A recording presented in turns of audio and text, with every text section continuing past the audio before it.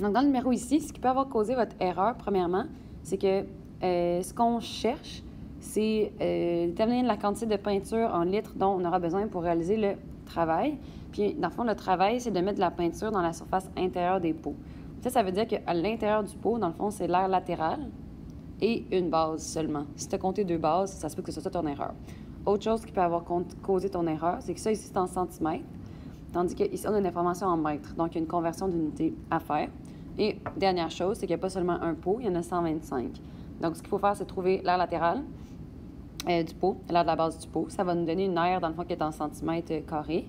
Je vais prendre cette aire-là, je vais la multiplier par 125, parce que 125 pots de terre cuite. Ça va me donner l'aire totale en centimètres carrés des 125 pots.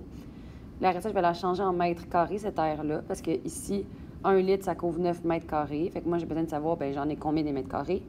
Je vais avoir mon nombre de mètres carrés, je vais diviser par 9 et je vais trouver, dans le fond, la quantité de peinture. Normalement, peut-être que vous êtes capable de continuer seul maintenant. Je vous encourage à le faire, mais sinon, je vais commencer le problème avec vous. Dans le fond, pour l'air total de l'intérieur du pot, c'est l'air latéral du cylindre. Mais j'ajoute aussi l'air de la base du cylindre, mais seulement une base. Donc, je vais aller préciser ma formule.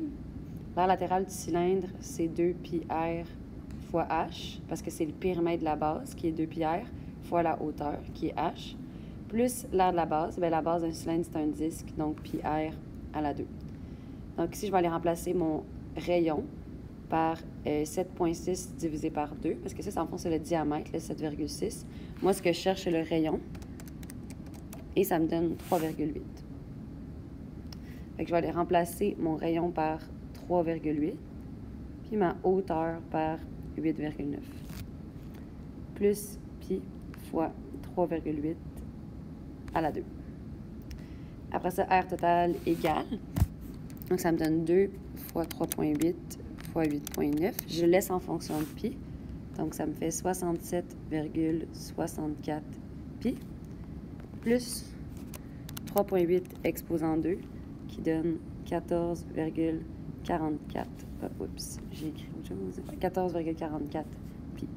Quand j'additionne ces deux choses-là ensemble, ça me fait 67,64 plus 14,14.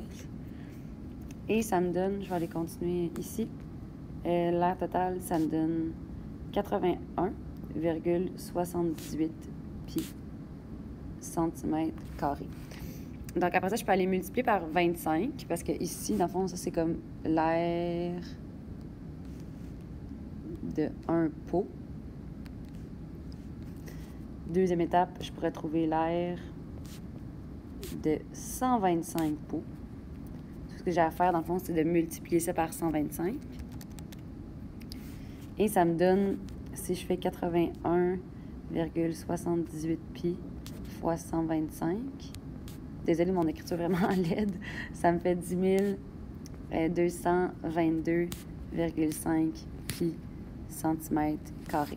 Donc, ça ici, c'est en centimètres carrés. Donc, ce qu'il vous reste à faire, dans le fond, tout simplement, c'est de changer ça ici en mètres carrés. Après ça, vous pourrez faire fois pi là, pour avoir la réponse normale et diviser par 9. Parce que 1 litre, ça couvre 9 mètres carrés. Donc, on se demande, pour la quantité de mètres carrés, on a besoin de combien de litres. C'est normal, ça va vous donner une réponse comme 0, quelque chose. C'est pas 1 litre au complet, c'est moins qu'1 litre. Dernier détail, n'oubliez pas que quand vous changez, quand vous faites la conversion d'unité de mètres carrés, de centimètres carrés jusqu'à mètres carrés, bien ici, vous devez diviser par 100 et encore une fois, diviser par 100, vu que c'est au carré.